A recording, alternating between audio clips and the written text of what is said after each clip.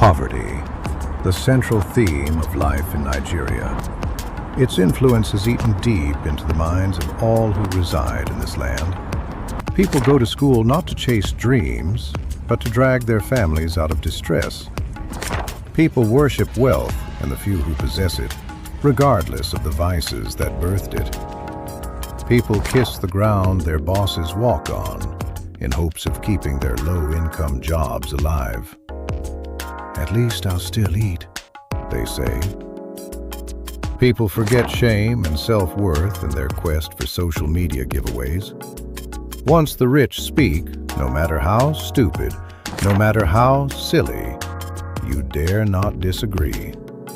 "You did correct, who fit by your whole family," would be the instant response if you dared. And in the middle of it all, I existed. My name is Marve, an accounting graduate from Yaba College of Technology, broke and desperately in search of a breakthrough.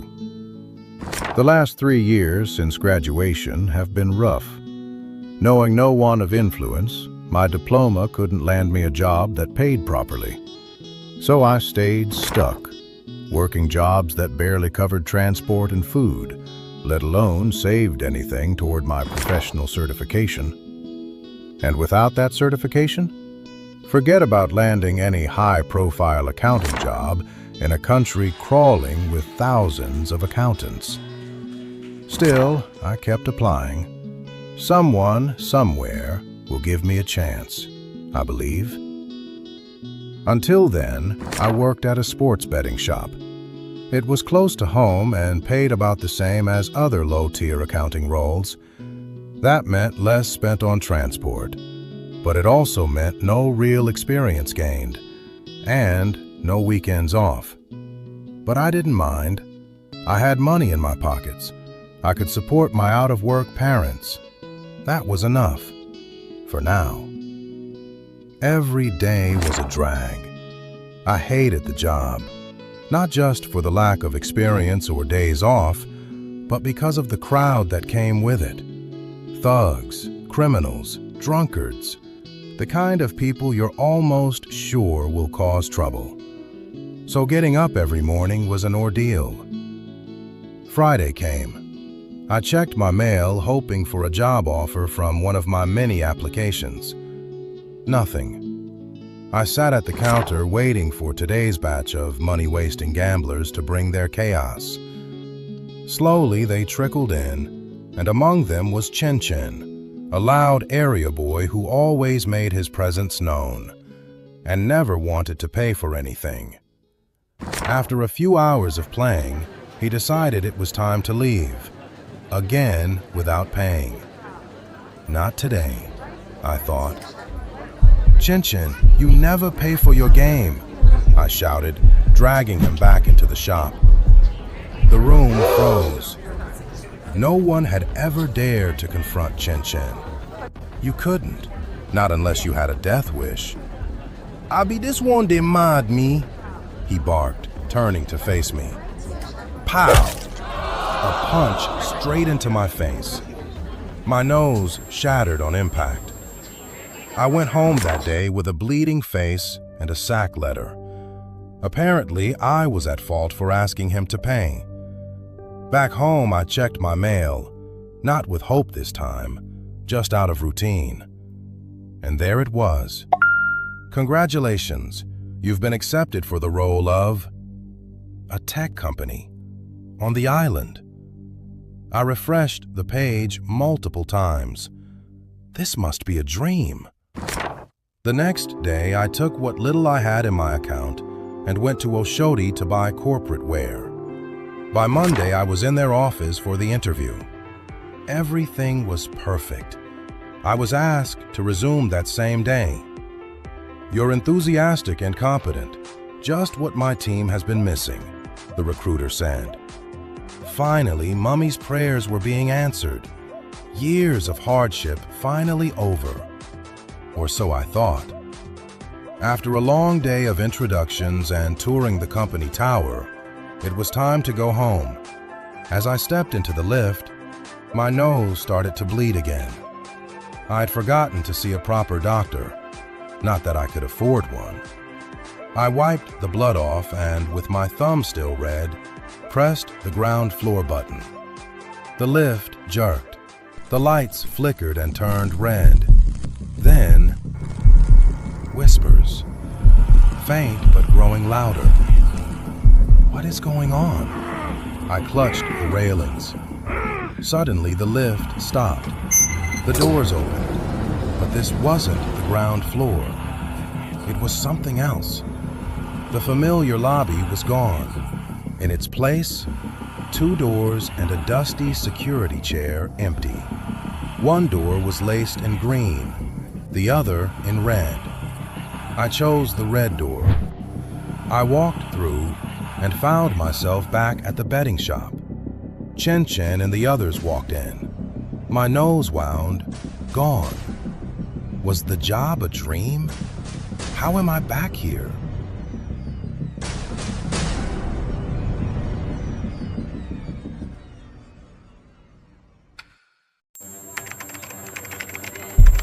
Hooting and shouting filled the air as gamblers placed their bets. I stood in the shop, watching it all happen again. Chin Chin and his crew played their games and turned to leave. This time, I let them go. I don't need another broken nose, I told myself. As soon as they left, my pocket vibrated. A notification lit up my phone. When I checked, my brain froze. The date on my screen was the same Friday as before. How could this be? Did I dream the last 3 days? I pushed the thought aside and focused on work. But by closing time, a cash shortage appeared in the day's tally. That meant trouble. My boss, a retired Agbero, only knew one way to solve problems: with his fists. "Marve, I didn't know you were a thief now," he barked. I stayed silent. "Oh, now they've stolen your voice too. As you stole my money, Abi?" "Sir, there must be an explanation. This doesn't make—" Pow! A punch straight into my face, my nose shattering all over again. I was sacked on the spot. Back home, I should have been more concerned about my bleeding nose, but my mind was locked on something else. Chin Chin and his guys. Another broken nose. Another sack letter. This can't be a coincidence. Something fishy is... Before I could finish my thought, a new email popped up on my phone. A job offer. From the same tech company. Now I know this is no coincidence, I thought. Something powerful is at play. I went for the interview. I was accepted. I resumed immediately. At the end of the day came the moment of truth, the elevator. This time my nose didn't bleed. No jerks, no red lights, just a smooth ride to the ground floor. The loop was over, or so I thought. I worked hard. For the next 6 months, I saved bit by bit. Soon I'll be out of the trenches, I told myself. Just keep going. Everything was perfect until money went missing in the Treasury unit. A tense meeting was called. The amount wasn't much, but the boss didn't tolerate theft. "As you all know, money has gone missing from the office float," the manager announced. "I'll give everyone a chance to state their case." No one spoke. "Very well, step outside. You'll be called in one by one." When it was my turn, I walked in confidently. "I didn't take the money, so there's nothing to fear," I told myself. "Where were you after lunch?" the boss asked. "At my desk, working on the schedule, sir." And you didn't step away at all? I shook my head. Interesting. Then what is this? He turned his laptop and hit play. A video of me opening the locker and taking out cash. Sir, this is a setup. I didn't leave my seat, I swear. And I had such high hopes for you. See yourself out before I call security. Have fun back at your betting shop. Sir, please, the video is doctored. But my pleas went unheard. The dream job was gone again. Why? Was someone targeting me? Or was this just my cursed fate? After clearing my small desk, a pin pricked my finger. I walked to the elevator in tears. I pressed the ground floor button with my bloody hand. The lift jerked. The lights turned red. The lobby vanished. 2 doors appeared, red and green, just like before. I wasn't shocked. I wasn't confused. I was determined. If everything would play out exactly as before, I now had an advantage.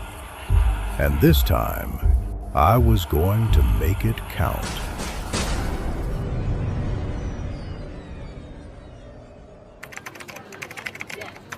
I appeared back at the shop.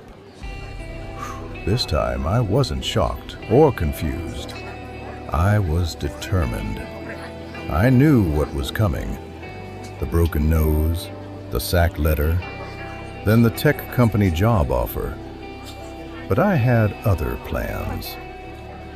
That same morning, before my boss could raise his fist or accuse me of theft, I walked out. I resigned. Back home, waiting for the job offer I knew would arrive, a thought struck me. My goal is to make money, not to slave away. If I already know what's coming, why not capitalize on it? I picked up my phone, opened the betting apps of the shop I used to work for, and started placing bets. At first, I was cautious, small amounts, testing the waters. Each time the bets came through. My skepticism gave way to confidence, then from confidence to recklessness. I went all in. By evening, I wasn't just winning. I was rolling in cash. My balance shot up to hundreds of millions. Later that night, the inevitable job offer came. This time, I ignored it. Why should I suffer at a job where I'll eventually be framed? Instead, I opened more betting accounts and multiplied my wins. By Saturday, my life had transformed. I cashed out, bought a car for each member of my family, acquired land, and even started building on it the same day.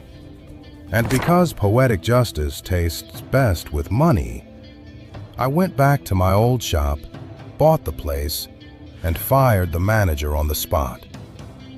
Chen Chen and his boys, the same ones I once hated, escorted him out. It was business, money for hand, back for ground. But Monday came quickly, and with it, the nagging thought. Should I really ignore the interview? What about the one who framed me? Would he just get away? No, not this time. I dressed in some of the finest fabric money could buy and walked into the interview like a king. Eyebrows were raised instantly. "Sir," the interviewer asked, staring at my gold wristwatch, "why would someone this comfortable apply for a trainee job?" I smiled. "Accounting is my passion. I want to build a real career. I don't need the pay." That was all it took. No follow-up questions. I landed the job immediately and resumed the same day. This time around, I avoided every trigger that might cause another bloody nose in the elevator. I wasn't going back to that shop. Life at the office was different now, because I made it different. I sponsored small Friday parties, handed out gifts, funded random outings. In no time, I became everyone's friend. With wealth behind me, promotions came faster than before. Respect followed. Still, I remembered the robbery. The day before it happened, I took time off and secretly bugged the office cameras. If anyone tried to frame me or anyone again, I'd be ready. And then it happened. I wasn't surprised when I caught the true culprit on camera, the chief finance officer himself. Who would have thought? The next day, as he conducted his fake interrogations, I wasn't called in. He already had a scapegoat lined up. Soon he emerged to announce, "Ada, the intern, has been sacked. She took the money while everyone was at the cafeteria." I said nothing, just smiled, and walked straight into the CEO's office. A risky move. No one was allowed in there. But by now, I wasn't just a staff member. I was an asset. I handed over both video feeds, the fake one showing Ada as the thief, and the raw one showing the CFO himself. I demanded forensic analysis. Days later, the results came back. Just as I expected, the CFO's video was doctored. The CEO reinstated Ada quietly, apologized to her, and drafted a letter for her to deliver to the CFO. A letter that meant only one thing: his reign was over. Finally, I thought, the loop was broken. But fate wasn't done with me. On my way out of the office that evening, my finger grazed a sharp edge on the wall. A pinprick of blood welled up. My heart sank. Not again. I refused the elevator this time. Determined, I pressed the stairwell button and began the long descent from the 13th floor. Step after step, I told myself I'd beaten the loop. I'd escaped. But as I reached the ground floor, the world warped. The lobby was gone. Instead, two doors stood before me, red and green, just as before. Only this time, there was something different.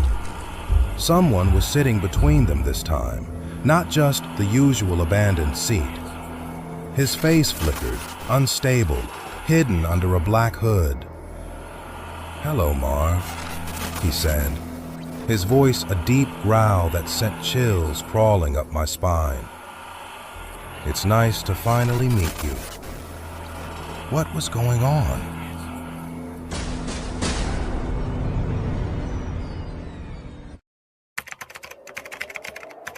The lights flickered. The walls twitched as the face of the man at the door shifted like static. I froze, uncertain of how to proceed, when his voice thundered again, deeper this time. "Cat's got your tongue?" My throat was dry, but I forced a reply. "Who are you? What is this place?" Slowly, he lifted his head. His face was still unstable, half hidden beneath the hood. "Who am I?" He mused. "I go by many names. Some call me Ion, some Kairos. Among your people, Ikenga." I frowned, confused. "You should be familiar. He said, answering my thoughts without me speaking. After all, you've used my door 3 times already. Without permission. Without toll. Without repercussions." His voice sharpened. "I am the past. I am the present.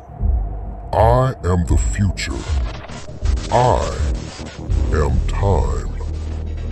You have disturbed my sleep long enough. My stomach dropped. Was he claiming to be a god? Okay, sir, I stammered. What can I do for you? He leaned forward. A favor, that's all. You've crossed my door too many times not to owe me something. What favor could I possibly offer to a god? I asked, my voice trembling. You could have heard me out before refusing. His tone grew darker. But very well. Go if you think you have nothing to give. Only, take my advice. The green door creaked open. Blinding light spilled out, voices spilling through like echoes of another world. Use the green door this time, he said. You never know what you'll find.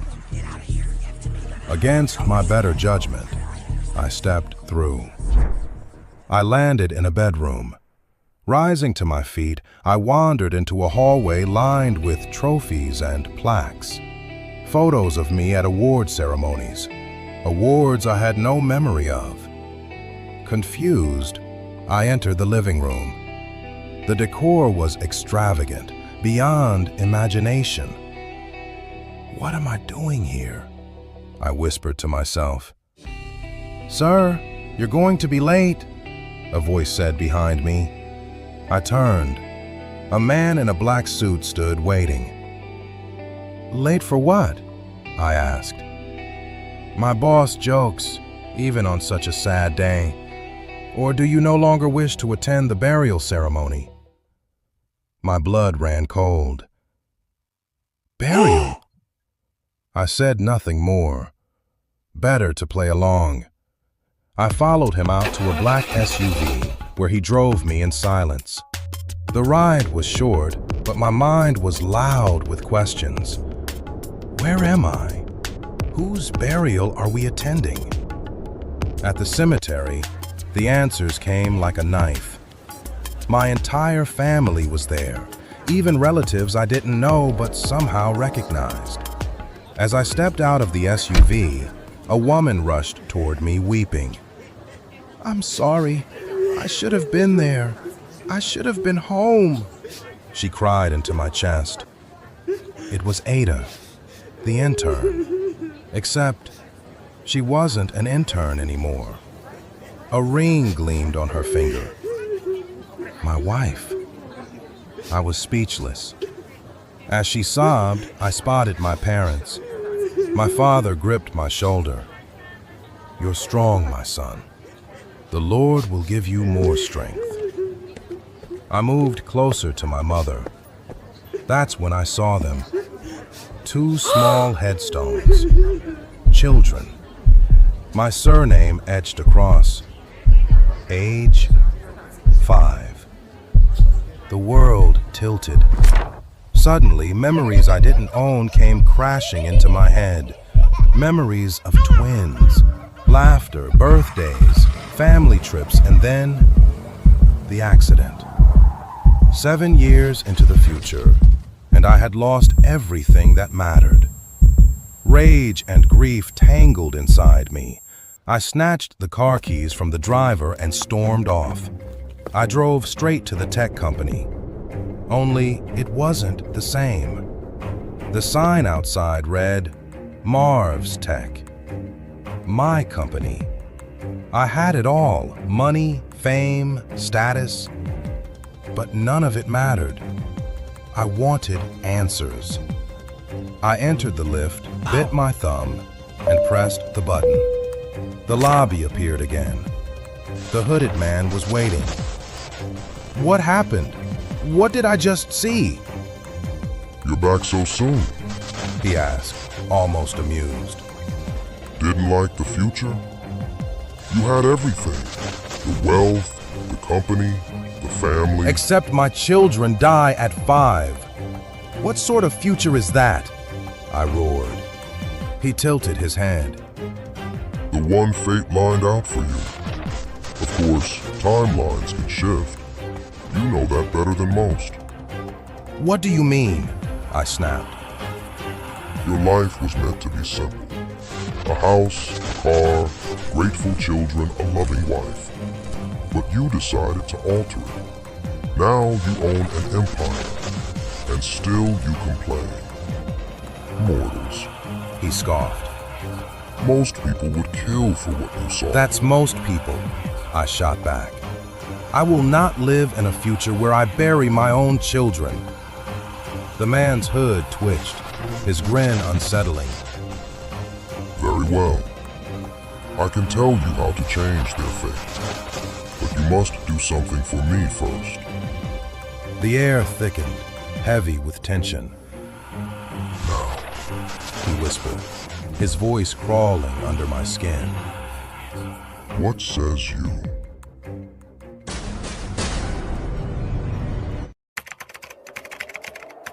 I stood across time, speechless, unsure of how to answer. Take your time. The hooded man said with a sly smile. Time is the one thing I have in abundance. If I agree, I might be setting myself up for something far beyond me. If I don't, I'll live in a world where I bury my own children.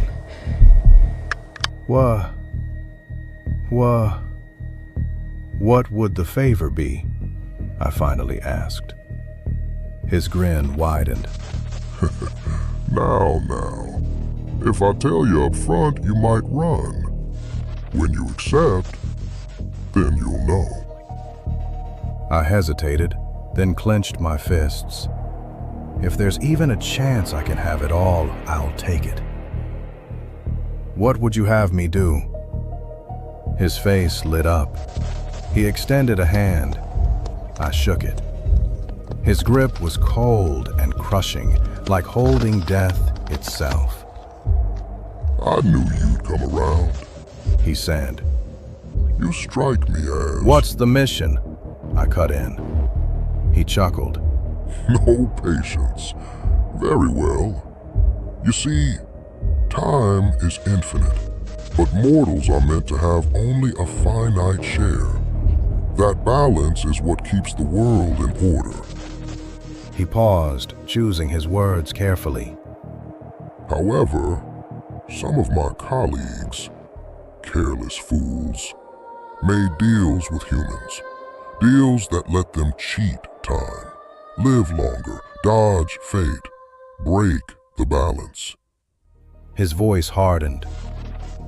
You're going to help me put an end to them. I blinked, horrified. Wait. Put an end to people? As in murder? You're not killing anyone. He said, amused. You'll simply make it easier for death to reach them. My heart pounded. And why can't an all-powerful God like you do it yourself? I cannot intervene directly in human lives, especially those bound by my colleagues' contracts. That is why I need an agent. His tone sharpened. Your first assignment is one you know too well. He raised a hand. The doors dissolved into a mirror. A familiar face appeared. Chen. You should enjoy this one, He said with a wicked grin. He's been living on borrowed time for years. Protective charms shield him from death. Find the charm, take it away for one night. That's all it takes. I staggered back. How do I rob a gang leader? That, He said. is for you to figure out. And how do I even recognize the charm? The red door swung open. You'll know it when you see it. Best of luck. I stumbled through the door and landed in my bedroom. No time to waste. I headed to the sports bet shop. Oga, this one where you come here today, hope nothing. A random gambler called out. Nothing, I replied with a casual smile. Just decided to say hi to my people, as I no get work today. but attention was building. Too many people knew me here. I had to move. Then, right on cue, Chen himself strolled into the shop. Perfect. If he was here, his home should be empty. I slipped away, drove down to his house, and broke in. The place was chaos. Trash, bottles, clothes, everywhere. I tore through it, searching. Nothing. The front door opened. Panicked, I darted into the bathroom. Footsteps echoed. My heart hammered. Then a woman's voice. "He won't be home for another hour. He's gone to play his stupid bets again. We have the house to ourselves." It was his wife, with one of his boys. I clenched my teeth, enduring the torture of their affair. An hour crawled by before they finally left. I emerged, furious but focused. I resumed my search. Still nothing. Defeated, I was about to give up when I noticed a crack behind the mirror. I pulled it down. There it was, a small artifact wrapped in red cloth. The charm. "This has to be it," I whispered. I replaced the mirror and turned to leave. The door swung open again. This time it was Chen himself. He froze. His eyes narrowed. Well, well, well. What do we have here? He said, voice dripping with menace. I stood there, caught, and I knew I was screwed.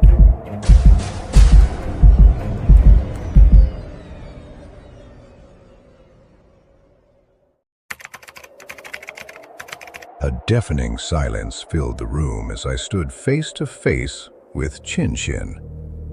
You deaf? Abi you no sabi talk? He barked. I tucked the artifact deep into my back pocket, praying it wouldn't be spotted.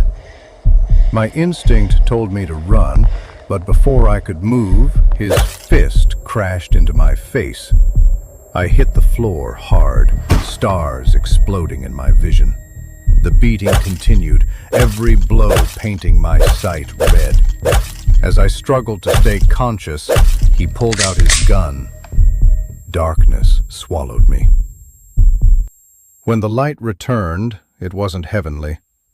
I blinked, confused, staring at familiar walls. "Why does heaven look like my living room?" I muttered, forcing myself upright. It's because it is your living room. A female voice answered. I turned sharply. Chin's wife stood there, watching me. "Oh, so I'm in hell," I scoffed, rolling my eyes. She crossed her arms. See person where they won't shoot, still they do attitude. Better thank me. If I no show when, you for don't be yesterday's news. "Thank you," I said, wincing from the pain. "But it was your husband holding the gun, so why save me?" Her expression hardened. Husband, I beg you. I only did that house. She cut herself short, like invisible hands had clamped her lips shut. Never mind, it no concern you. She snapped and walked off. I leaned back, wincing. Whatever her situation was, she clearly didn't want me knowing. Still, one thing was certain. She had saved me at the last second. My body screamed from the beatdown, but I forced myself to check my pocket. The artifact was still there. Relief washed over me. Moments later, she returned, this time with a plate of food. Take, eat, regain your strength. I hesitated. Why was she being this kind? Almost reading my thoughts, she added, If you day inside when he come, then you day when I come too. Don't bother explaining. From one victim to another, I just want to make sure you're safe. Nobody deserves that man. Her honesty disarmed me. Thanks, I appreciate it. I guess he's not the model husband then. At all. she scoffed. That's why I need you not to tell him what you saw. She leaned closer, her hands gripping mine. I nodded. You have my word. With that, she left, and I finally had to finish what I started. Back at Time's lair, I placed the artifact before him. I believe this is what you want? His lips curved into a knowing smile. Who would have thought? Well done, Marve. Well done. How many more of these death missions before I'm free? I snapped. Death missions? He chuckled, amused. That's a little extra, don't you think? Extra? Extra! Does the stitch on my face look extra? Or my swollen nose? Or the fact that I nearly died? He only laughed louder. Relax. You've not seen anything yet. He clapped his hands. A set of drawers materialized, and he carefully stored Chin Chin's artifact inside one. By midnight, a collection will be made, he said. Then, turning sharply, Now, are you ready for your next mission? I sighed. The faster we do this, the sooner I'm free. So, let it fly. His grin widened as the doors shifted again. This time, the face of a familiar man appeared. The local chief, a philanthropist, a man who paid children's school fees, helped families start businesses, fed the homeless. My heart sank. What could he possibly have done to land on Time's list? So, Time leaned forward, his voice low, deliberate. are you ready?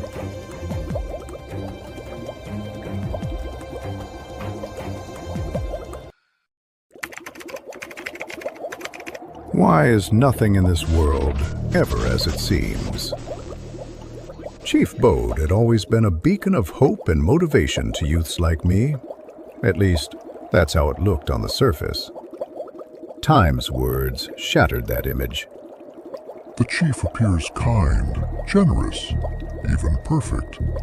But many years ago, he faced a health scare so severe that he should have died. Instead, he struck a bargain.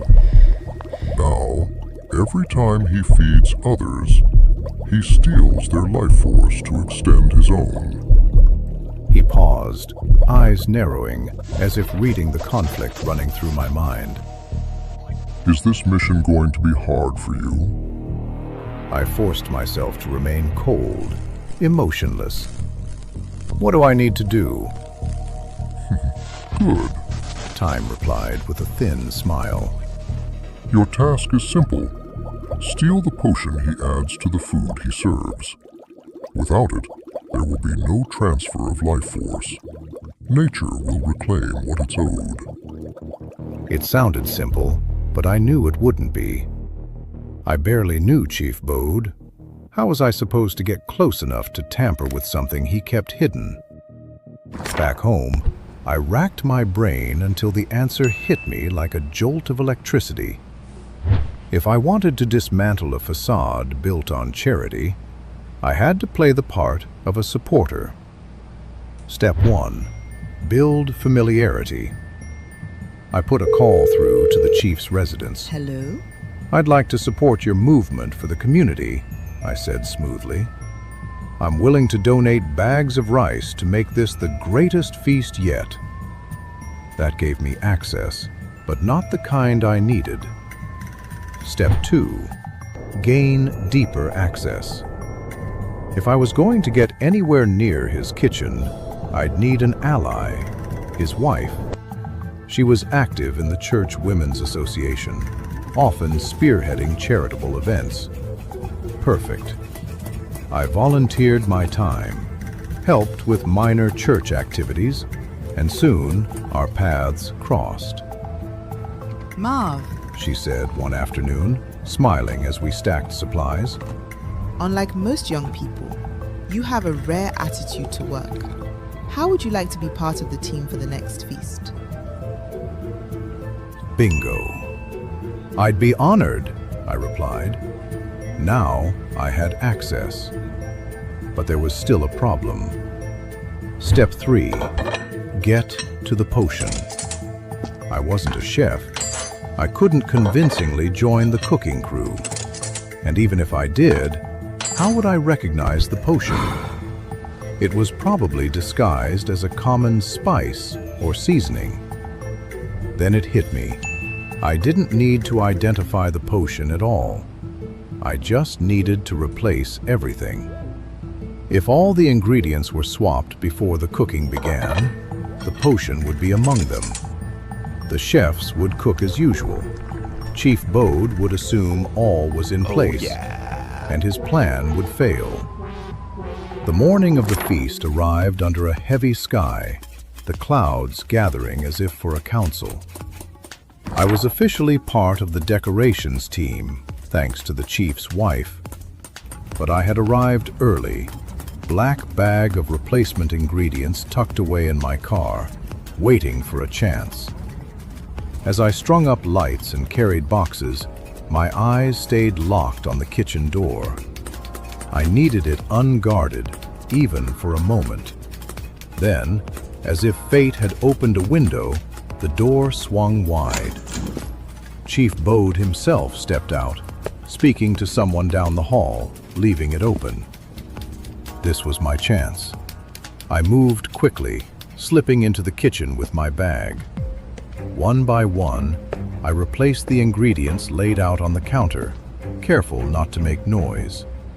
Every jar, every spice, every bottle swapped. I bundled the originals into my bag, my heart hammering.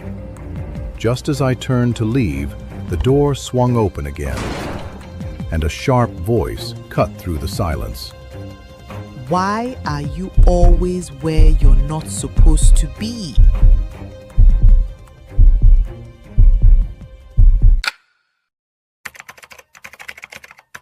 Why are you always where you're not meant to be? A familiar female voice said. I turned slowly to see Bola, Chin Chin's wife, standing across from me. First, it was my husband's home. Now it's Chief's kitchen. Are you not supposed to be on decoration duty? What are you doing in here? I stayed mute. Nothing. Oh well, I'll get Chief Bode. Maybe you will talk to him. Panic shot through me. If I told her the truth, she'd think I was insane. If I said nothing, she'd report me. Either way, I was screwed.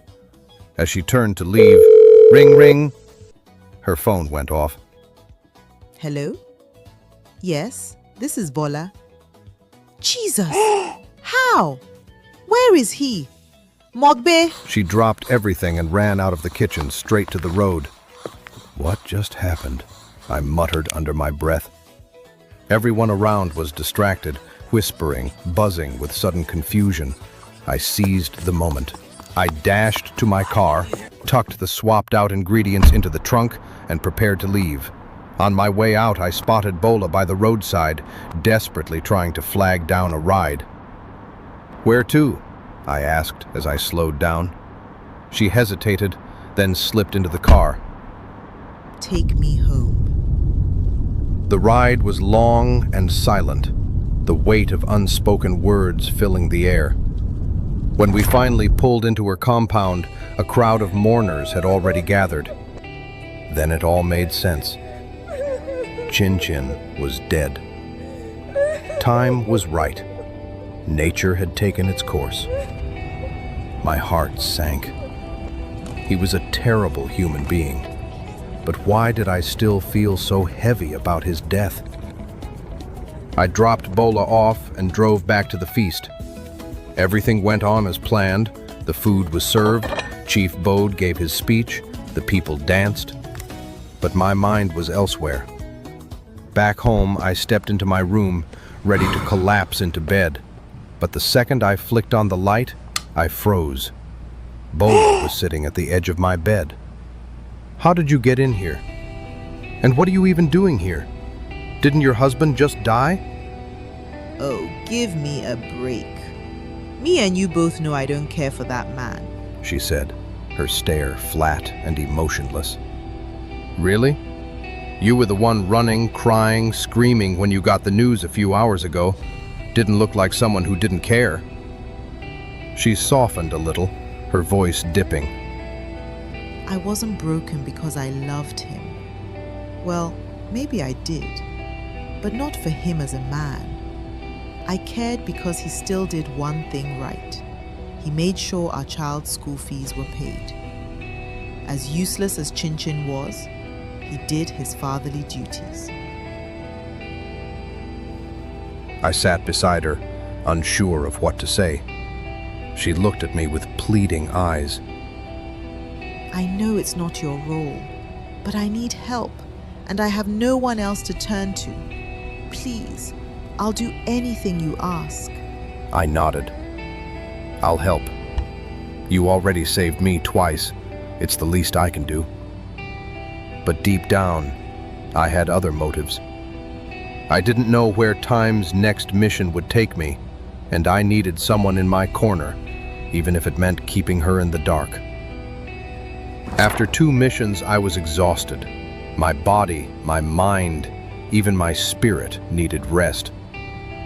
The future will be the future, I muttered. I beg, make I rest. So I ignored Time's call. I went to work every day like nothing had changed, and I refused to report back to him. By Friday, the guys at the office had planned a night out at the club. They called it team bonding. I saw it as an excuse to waste money. Still, I joined. As I got ready, I stood before the mirror to check myself. That was when it happened. The mirror began to drip. Thick, dark liquid slid down its surface. I reached out. My hand went straight through. Before I could pull away, something yanked me inside. Darkness swallowed me whole. The air was freezing, thick, suffocating. This wasn't Time's lair. This was something darker. What's going on? Where am I? I shouted into the void. A low voice echoed, deep and unsettling. So this is Time's new puppet. I spun around, searching, my heart hammering. Hello, Marve. The voice said again. This time it was uncomfortably familiar. A figure emerged from the shadows. Bola.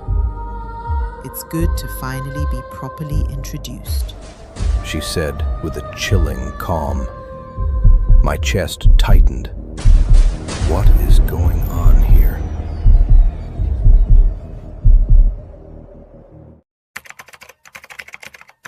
The sound of the aggressive wind in Bola's lair overtook the silence as I stood across from her in utter disbelief. You're just going to stand there and say nothing. Bola said, closing the gap between us. How?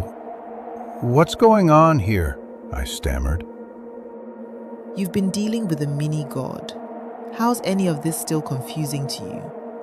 You should be well aware of the paranormal by now. I tried to respond, but the words wouldn't come. You won't say anything? Very well then. There's something I need you to do for me. What do you want from me? I asked. See, when my brother sent you on those suicide missions, you took something that belongs to me. Something you've now handed over to him. Your brother? Surprised? There's a reason I was present at both your operations. And I must say, you have guts. She paused, then turned toward me. Her eyes turned red, and her face began to shift.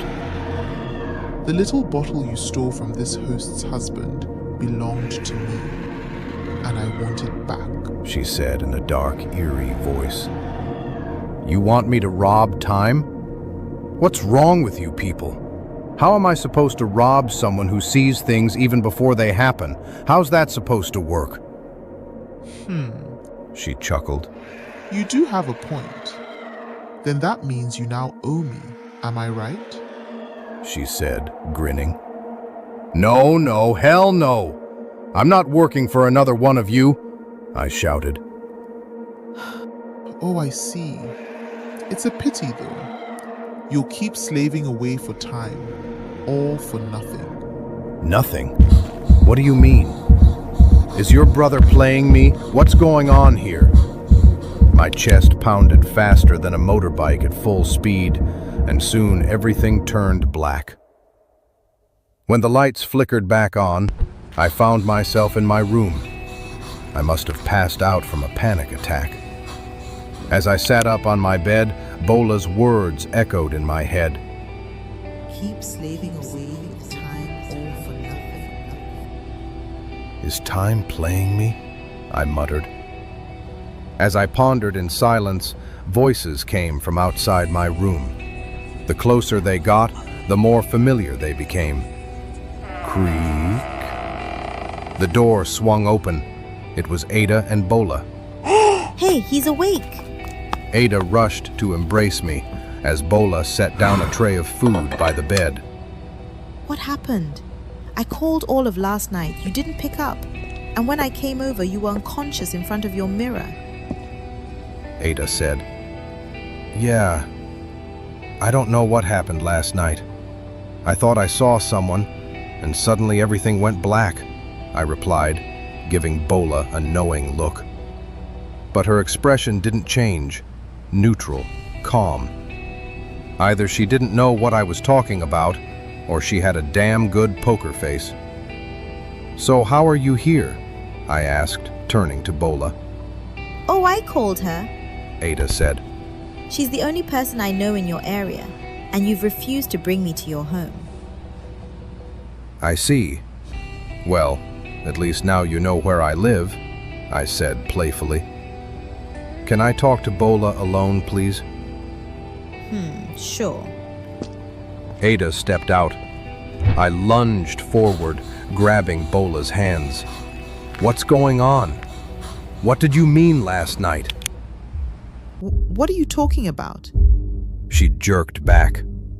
Are you sure you're okay? She looked genuinely confused. Now I was certain something was wrong. Did I imagine it all? What was going on? I stepped back. No. I know what I saw. You were there. I turned to confront her again, but she was unconscious. Bola! Bola! Bola! She wouldn't wake.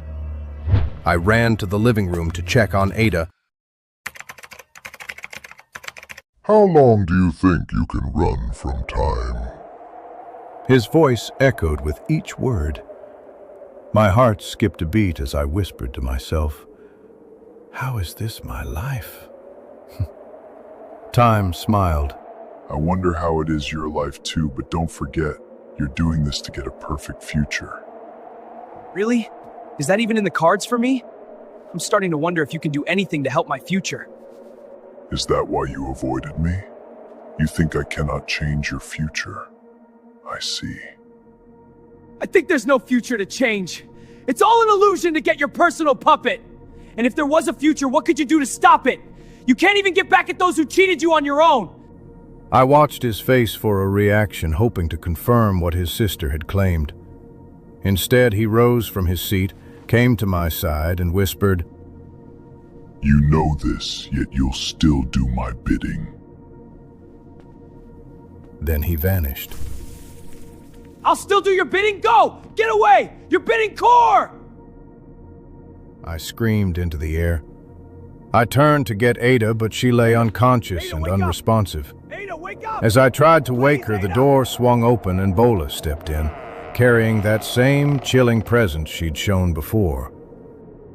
So you're going to stop working for my brother? That's very bold of you. Last I checked, it was your recommendation that started this whole thing. What do you want? I've had enough god drama for one day, please. She went silent and began to move slowly around the room, touching things, rearranging small items. My skin crawled. You're not gonna say anything? Didn't you hear me? I said I've had enough drama. I don't like my brother, so I might help you. Take up my brother's next mission, but bring what you retrieved back to me. That's all. And how does that help me? You really want to know? Well, the truth is, your children die regardless. We are fates. We watch time and destinies, but do not alter them. My brother, however, takes it upon himself to punish those who cheat fate. I, on the other hand, help people live longer, so long as it feeds me. If they die regardless, what was the point of putting myself on the line? What's the point of helping you? Because if you don't, you'll never have the children to begin with. At that, Bola's body crumpled to the floor. Both women rose from their previous stupor as if waking from a dream. Later that day, I returned to Time's lair to be briefed on the next mission. Well, well, well. Who do we have here? Didn't you say you would not do my bidding again? Let's cut to the chase. What do you want me to do? And how does it change my fate? Are you sure you want to know? Be careful what you wish for, Marve. This last mission hits a little close to home, but it's the ultimate mission to change your fate. Just say it already! Sometimes, when children are born, they come out still. Life ends the moment they enter the world. At times, the Almighty decides to breathe life back into them. Sometimes he does, sometimes he doesn't. Some parents accept fate. Others twist reality, destiny, and time to keep their children alive, living on borrowed years. He took off his hood and closed the distance between us. Your girlfriend, your wife-to-be, Ada, is one of them. Her parents tied her life to a totem from one of my siblings. I believe you have met. What are you saying? I know my sister reached out to you. Who cares? What are you saying about Ada? Your wife-to-be lives on borrowed time. To avoid the tragedy that awaits, you must return what was never yours. His voice turned into a cold, cruel cackle. So, the choice lay bare. Either I erase Ada to spare our future children from death, or I let her live and watch our children die. Bola's words resurfaced in my head. Children die regardless. The chirping of birds flying overhead filled the room as I sat alone, drowning in a storm of thoughts, weighing my options. Steal the totem and lose the love of my life, or ignore the mission and accept that my future children would die. Maybe I'll just ignore it. I muttered to myself. It's not like I know the children yet. We'll mourn and move on. And you think he won't send someone else after me? I froze. That voice, too familiar. I turned to see Ada standing behind me. Ada, how long have you been there?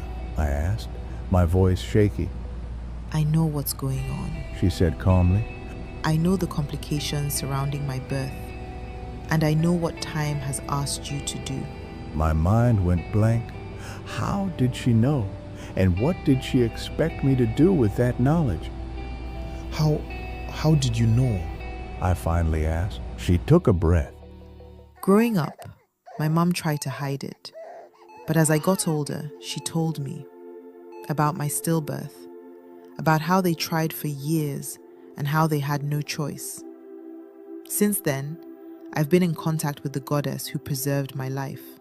She reached into her purse and pulled out an artifact, small, ancient, pulsing with faint light.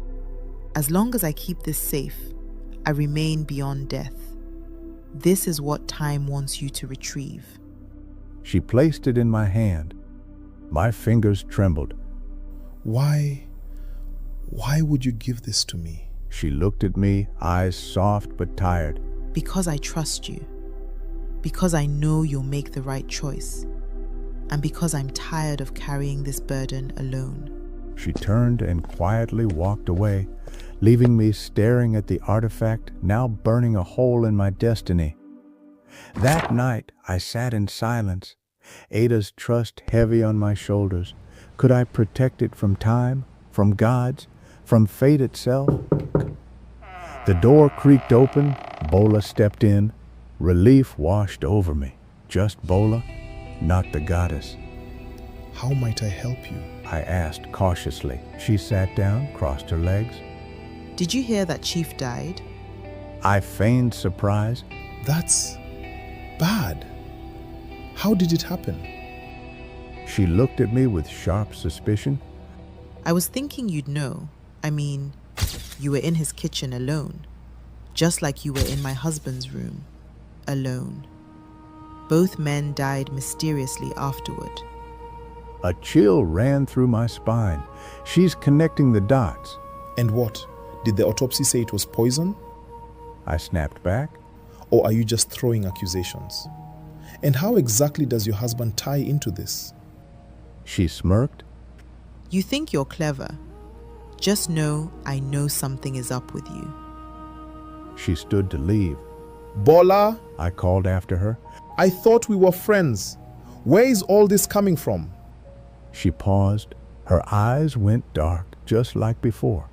When she turned, it was no longer Bola. You really shouldn't waste time with earthly emotions. Are you ready for the trade? How do I trust you? What assurance do I have that you won't just take the artifact and hand it over to time? Your siblings. She laughed softly.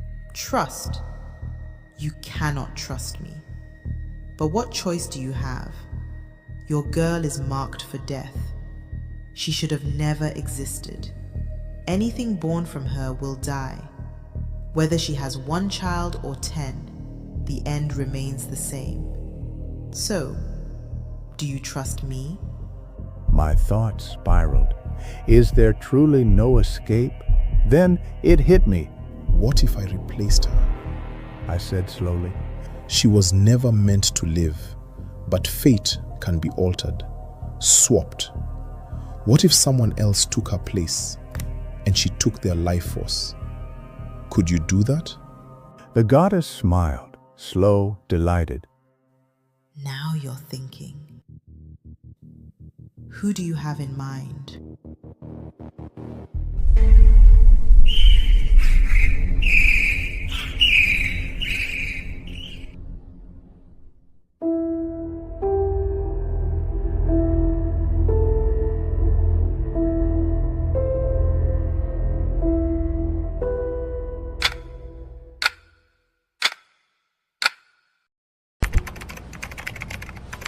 The joy of hope mixed with the sorrow of sacrifice as I pondered the question, who do I replace Ada with? So, how would it work? I asked. The goddess halted for a moment. A twisted smile crept across her face. To replace your wife, you need someone with an active life force. Whatever life the person has left is what you will be handing over to Ada. How do I make the transfer? I asked again. She handed me a small totem carved with 2 figures locked in an embrace. Get the blood of both parties on this totem. That's all. Then, as suddenly as she had come, she left Bola's body. Bola fell into a deep slumber. Hours later, she woke up, no memory of what had happened. But one thing hadn't changed. Her stance that I had something to do with the 2 deaths. She remained adamant, threatening to tell the chief's wife. A few days later, I received a surprise visitor, the chief's wife herself. She sat down gently. You've not been around church lately. I just wanted to know if all is well. But her concern quickly shifted into questions, each more probing than the last. Did you happen to enter the kitchen at any point? What did Chief say to you the last time you spoke? My mind raced. Did Bola end up telling her? We were never close. Why the sudden visit? I played along, masking my unease, pretending everything was fine. As she was about to leave, she turned, looked me dead in the eyes, and said, If there's anything wrong, remember you are like a son to me. We wouldn't want things to get messy. At that point, I knew she knew something. She couldn't prove it, but she was powerful enough to act on suspicion alone. Now I had another problem on my hands, just when I thought I had an ally in Bola. That night I opened my drawer, took out the totem, and a small vial of blood. Bola's blood. I had collected it the last time she visited. If she was going to betray me, there was nothing left to think about. I placed her blood on the totem and waited. Nothing happened. No light, no sound, no sign. I could only hope. Later that night, around midnight, Ada suddenly jumped out of bed and rushed to the bathroom, vomiting blood continuously. I called an ambulance. At the hospital, the doctors managed to stabilize her and put her to sleep. What's wrong with her? I asked. We are not certain yet. We've taken some samples. We should have answers in a few days. I waited in the hospital lobby, restless, anxious. Then, sirens blared. Police officers stormed the room, led by none other than the chief's wife. There he is. Arrest him. Excuse me? On what grounds? I asked, my voice breaking. But the officers didn't hesitate. You are hereby under arrest for the murder of Chief Bode. The case went to trial. They presented video footage of me swapping utensils in the kitchen. After searching my home, they found the original ingredients and claimed to have discovered poison among them. My lawyer advised me to plead guilty for a lesser sentence. While I sat in jail awaiting the final verdict, I received a visitor. Bola. She looked pale, remorseful. I didn't know she'd take it this far. I'm sorry. You told a grieving woman I might have killed her husband, and you didn't think she'd take it this far? I shot back. Her eyes filled with regret. I feel terrible. But I just received the best news of my life, and I can't even celebrate it because of all this. What news? I asked. I never told anyone. But I had cancer. It was bad, really bad. But at my last hospital check-in, the doctors found nothing, like I was cured overnight. I didn't put much thought into it until later that day when I got a letter from the hospital. Ada's test results were in. She had cancer. I stared at the paper in disbelief. How? Then it hit me. Bola hadn't received a miracle cure. Her cancer had been transferred to Ada. The ritual had worked. The life force had been successfully swapped, and I had just given my wife cancer. Months later, the case went to final trial. After hearing both sides, the judge ruled that the evidence against me was circumstantial at best. I was free. Later that day, I got a call. Bola had been in a ghastly accident. There were no survivors. Time had caught up with her, and we, Ada and I, were left behind to face her new ailment. Every other night, I still ask myself the same question. Was it worth it?